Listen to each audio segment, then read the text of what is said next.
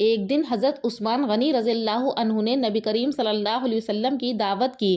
جب نبی کریم صلی اللہ علیہ وسلم حضرت عثمان غنی رضی اللہ عنہ کے گھر کی طرف تشریف لے کر جا رہے تھے تو حضرت عثمان غنی رضی اللہ عنہ نے آپ صلی اللہ علیہ وسلم کے پیچھے پیچھے چل رہے تھے اور آپ کے قدموں کی تعداد گن رہے تھے۔ سرکار دو عالم صلی اللہ علیہ وسلم نے جب منہ موڑ کر یہ معاملہ دیکھا تو مسکرا کر پوچھا کہ اے عثمان کیا کر رہے ہو؟ حضرت عثمان غنی رضی اللہ تعالیٰ عنہ نے جواب دیا کہ یا رسول اللہ میں آپ کے قدم گن رہا ہوں تاکہ میں اتنے غلام آزاد کر دوں۔ دعوت ختم ہونے کے بعد حضرت عثمان غنی رضی اللہ عنہ نے ایسا ہی کیا اور اتنے ہی غلام آزاد کیے۔ حضرت علی رضی اللہ تعالیٰ عنہ اس دعوت سے متاثر ہوئے اور گھر آ کر حضرت فاطمۃ الزہرا رضی اللہ عنہا سے اس دعوت کا ذکر کیا۔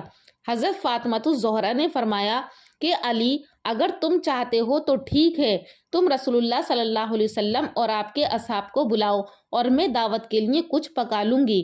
حضرت علی رضی اللہ عنہ کے جانے کے بعد حضرت فاطمۃ الزہرا رضی اللہ تعالی عنہا نے وضو کیا اور اللہ تعالیٰ کے حضور سر بسجود ہو گئیں اور دعا مانگنے لگیں، اے اللہ تیری بندی فاطمہ نے تیرے حبیب محمد صلی اللہ علیہ وسلم اور ان کے اصحاب کی دعوت کی ہے، تیری بندی کا صرف اور صرف تجھ پر بھروسہ ہے، لہٰذا اے میرے مالک و خالق آج تو فاطمہ کی لاج رکھ لے اور اس دعوت کے لیے کھانوں کا انتظام عالم غیب سے فرما۔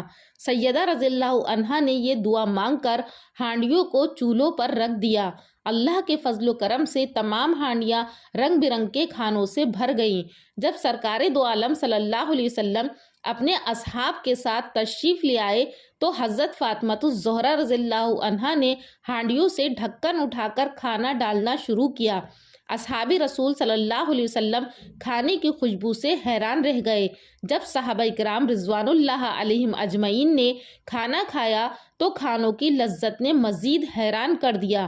نبی کریم صلی اللہ علیہ وسلم نے صحابہ اکرام سے پوچھا اور ان کو حیران دیکھ کر فرمایا کہ تم لوگ حیران ہو رہے ہو، تمہیں معلوم ہے کہ کھانا کہاں سے آیا ہے؟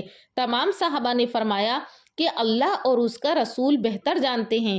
سرکار دو عالم صلی اللہ علیہ وسلم نے فرمایا کہ حضرت فاطمہ نے یہ کھانا ہم لوگوں کے لیے جنت سے منگوا کر دعوت کی ہے۔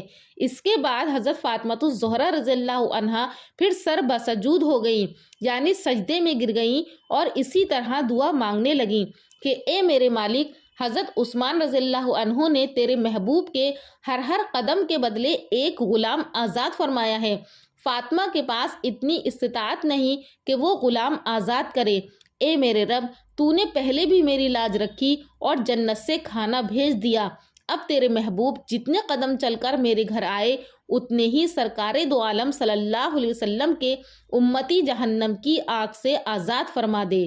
ادھر سیدہ فاطمۃ الزہرا رضی اللہ عنہا اس دعا سے فارغ ہوئیں، ادھر جبرائیل امی علیہ السلام وحی لے کر بارگاہ خیر الانام میں حاضر ہو گئے اور بشارت سنانے لگے کہ یا رسول اللہ، اللہ تعالیٰ نے آپ کے ہر قدم کے بدلے 1000 گناہگار امتیوں کو بخش دیا اور جہنم سے آزادی عطا کر دی ہے۔